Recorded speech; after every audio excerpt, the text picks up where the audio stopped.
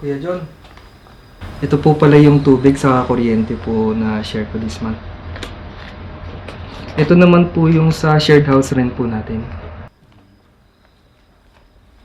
Sigurado ka, Pao? Di ba meron ka pang babayaran sa driving school mo?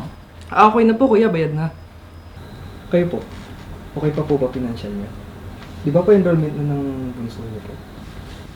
Okay na din, Pao. Enrolled na yung anak ko. Kambawa! Tinabi ka. Overtime ka, te. Oo, Pao. Dami kasing pinatapos sa akin ni boss eh. Kuya John, ito nga pala ang bag ko sa shared house natin. Salamat, Rose. Okay naman ba budget mo? Di ba merong maintenance yung mama mo? Oo, okay na yung Kuya John. Nakapagpadala na ako. Si Charis kaya. Ano na? Kailan ka na magpapadala? Dalawang buwan ka na dyan sa work mo, di ba? Te, kako ako pa lang ng unang sahod ko. Eh, marami pa ako kailangang bayaran muna dito eh. Eh, paano naman kami dito? Ano ba yan? Eh, sorry talaga, te. Baka pwede niyo muna magawa ng paraan. Baka mayroon pa kayong pwedeng mautangan muna for now. Eh, di bali, next month, doblehin ko na lang ipadala ko. Ewan ko sa'yo, bahala ka nga sa buhay mo.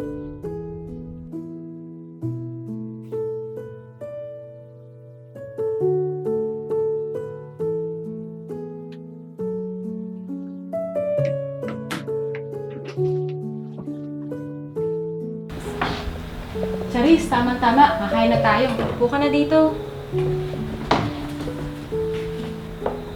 Charis, kamusta na? Naka-adjust ka na ba sa buhay mo dito sa Japan?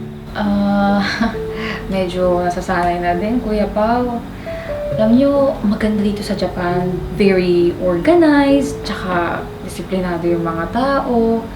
Kaya lang, mahirap din pala buhay dito. Kasi, ang mahal ng cost of living. Sobrang daming dapat bayaran.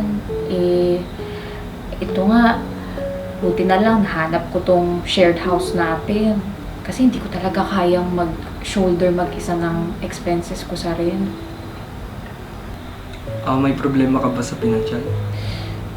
Actually, meron eh.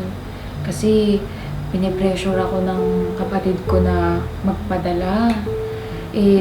Alam nyo naman, dahil bago tayo dito, ako, ang dami kong kailangan paglaanan para makasettle. Yung bayad sa bahay, monthly bills, insurance, ganun. Kaya lang, hindi naman nila nauunawaan yun kasi malayo sila. Hindi nila nakikita yung kalagayan ko dito. Di bali, Charis, naunawaan ka naman namin. Charis, ganito na lang.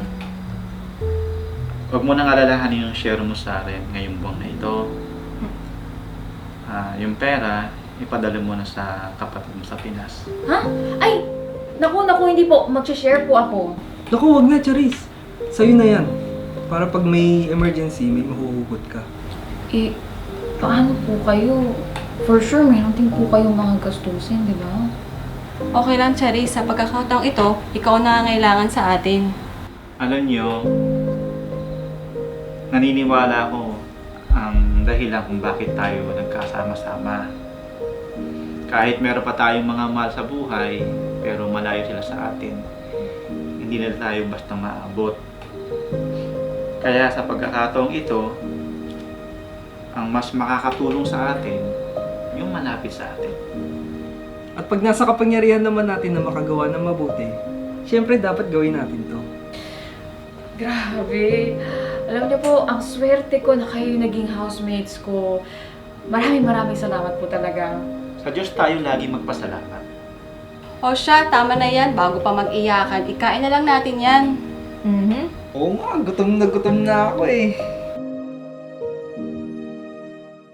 Huwag mong ikait ang mabuti sa kinauukulan, pagka nasa kapangyarihan ng iyong kamay na ito'y gawin. Kawikaan 3:27